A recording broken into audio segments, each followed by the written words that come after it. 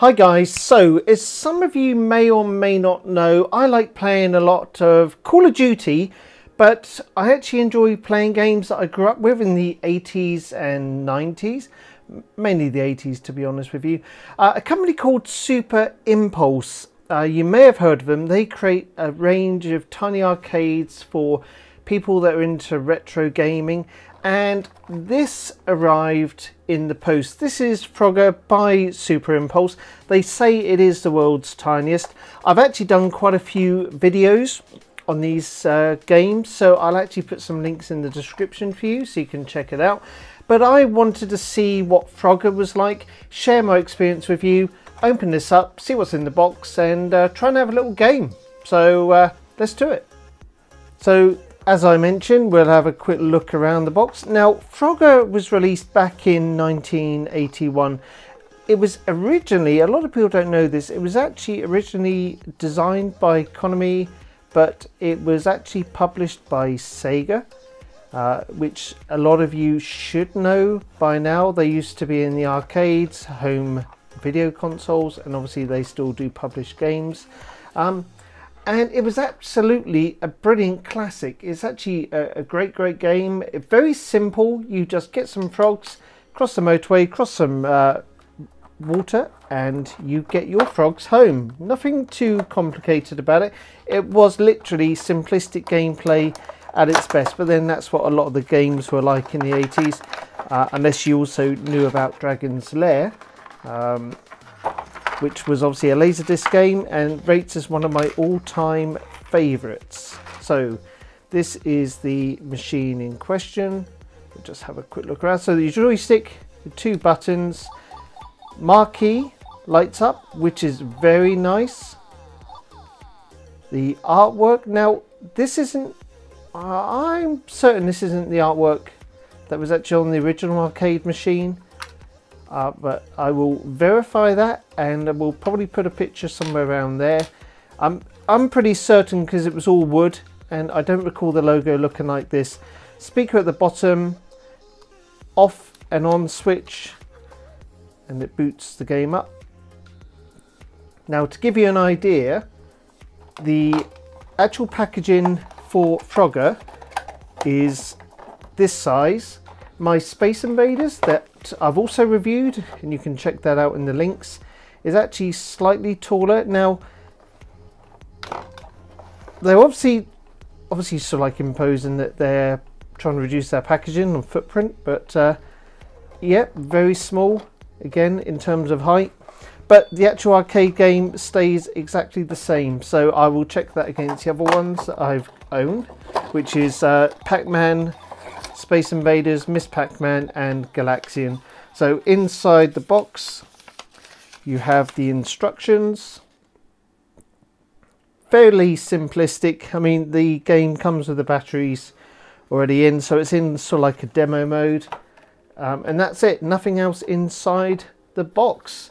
In the previous ones you used to actually have a leaflet showing all the product ranges that they did, so a little bit disappointing. What I'll do now is set this camera up, and we will have a try out of the game. What I will also do is just compare my Pac-Man. So same style, same height, so just give you an idea. So nothing is different.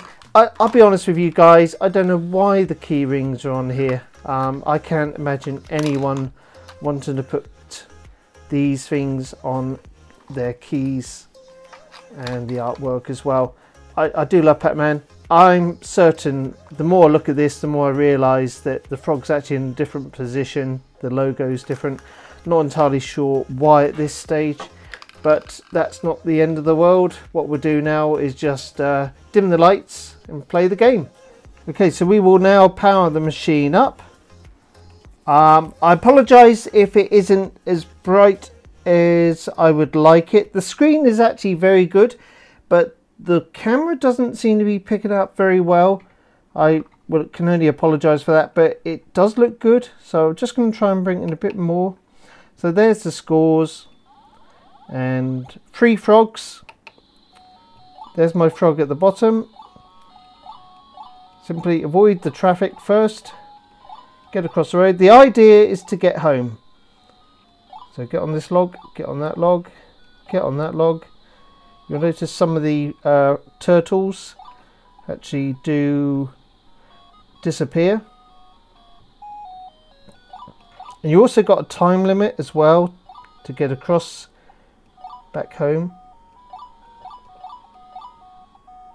I am struggling to play this and get this in focus, but and also there's a crocodile up there. There we go. So I've got some extra time. Just going to take it back a bit, see if that's better. Now, the frame rate, I could be wrong here, but the frame rate feels quite slow. I'm not sure if it's because I've just started. I don't think it is. I'm sure it used to go faster. The music is 100% different to what I remember. So I can only assume that there's an issue why they couldn't get the music. Oops, fell off. I can only assume there's a difference why there was no original music. Could be a legal issue. I'm not entirely sure. Oops. That's not good. The trouble is the crocodile stays in that home as well, so got to time it just right. Get in there.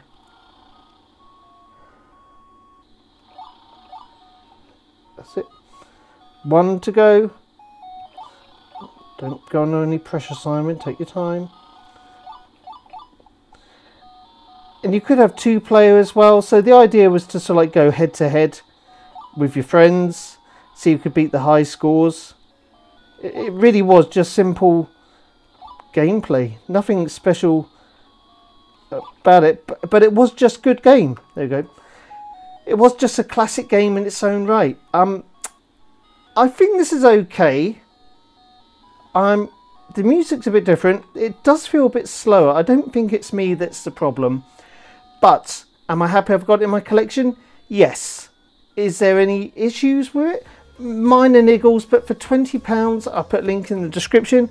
I'm not overly worried about it. And it's nice to have it with my Pac-Man, Miss Pac-Man, Space Invaders and Galaxian as well. So let's turn it off and let's do a complete summary. So yeah, for me personally, I like this sort of thing. It's a little bit slow. After I finished filming my first gameplay, I decided to try it without the camera, and I'm right. So it felt slower than what the original arcade was. It might speed up as the levels go up. I'm not entirely sure, so don't quote me on that. The artwork is different to the arcade machine.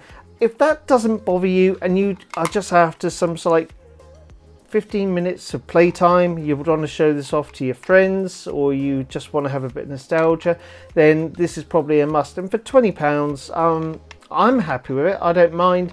The little niggles I can live with, but I do like these little form factor arcade machines. So for me, this is a thumbs up. So I do like this. If you have any questions about the Frogger arcade game or Super Impulse or any of the other range, please let me know. Put a comment down there. If you enjoyed the video, please give it a thumbs up, because that's always appreciated. And as always, thank you very much for watching, and I'll see you on the very next video.